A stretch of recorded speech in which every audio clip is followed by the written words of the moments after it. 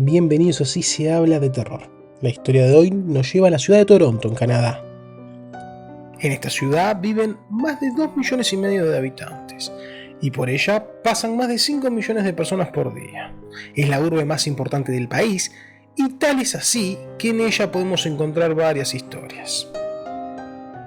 Hoy hablaremos del faro de Gibraltar Point. Este faro se encuentra situado en una de las islas pertenecientes a la ciudad. El mismo fue inaugurado en 1808, siendo uno de los faros más antiguos del país norteamericano, y su función era guiar a los barcos a través del estrecho que separaba la isla del continente. El faro era fundamental para ayudar a los marineros a evitar rocas y las aguas poco profundas de la costa.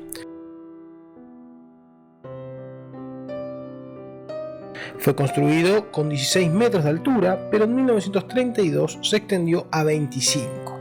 En la antigüedad tenía un faro alimentado por aceite de ballena. Cuando el faro empezó a funcionar, fue asignado un guardafaros, quien se encargaba del correcto funcionamiento del mismo. Este hombre se llamaba John Paul Rademüller. JP, como se lo conocía, era oriundo de Alemania. El primer trabajo de este muchacho fue como guardia del hermano del rey de Gran Bretaña, el príncipe Edward. En 1779, Rademüller acompañó al príncipe a Halifax y allí estuvieron un año.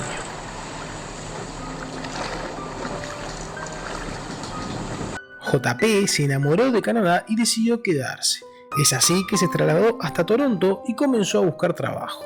En 1809 es designado guardafaros del Gibraltar Point. Esos tiempos eran complicados, ya que le tocó vivir la guerra de 1812 y la entrada de los estadounidenses a la ciudad y posterior quema de York.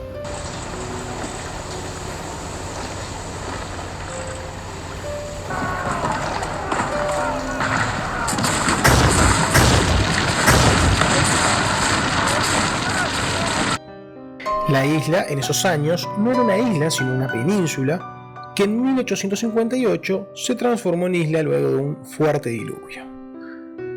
Los fines de la misma eran únicamente militares, ya que no fue hasta 1938 que se construyó el primer hotel. Esto generaba la presencia de militares en el lugar. Solo un mes antes de la culminación de la guerra, en enero de 1815, JP hizo amistad con unos soldados británicos, quien lo conocían por ser un amistoso alemán, quien de vez en cuando los embriagaba, ya que tenía un pequeño bar clandestino en la cabaña aledaña al faro.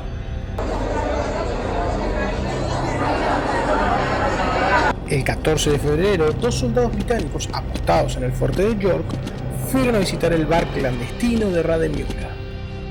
Esa misma noche fue la última vez que alguien vio al guardafaros. A la mañana siguiente no se presentó a trabajar. Las autoridades llevaron a juicio a estos dos soldados, aludiendo que los mismos habían matado a Rademüller, pero dado que no había pruebas fueron declarados no culpables.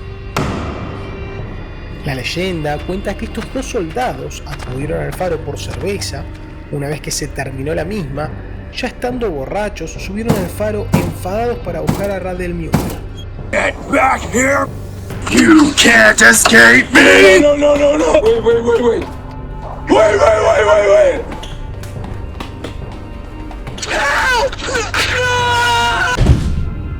Este se habría caído del faro tratando de escapar.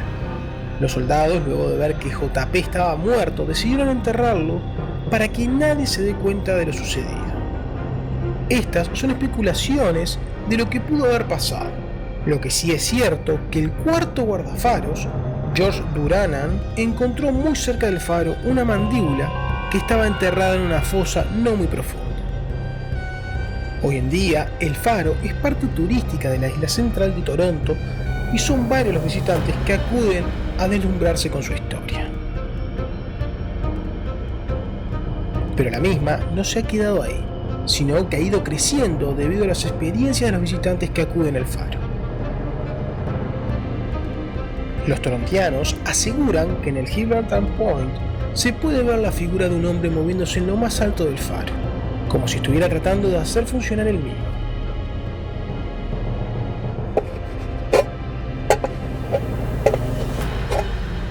También afirman que cuando uno ingresa al faro puede percibir a alguien moviéndose en las escaleras de espiral. Incluso algunos afirman haber escuchado un susurro dentro del faro, una voz masculina que pide ayuda.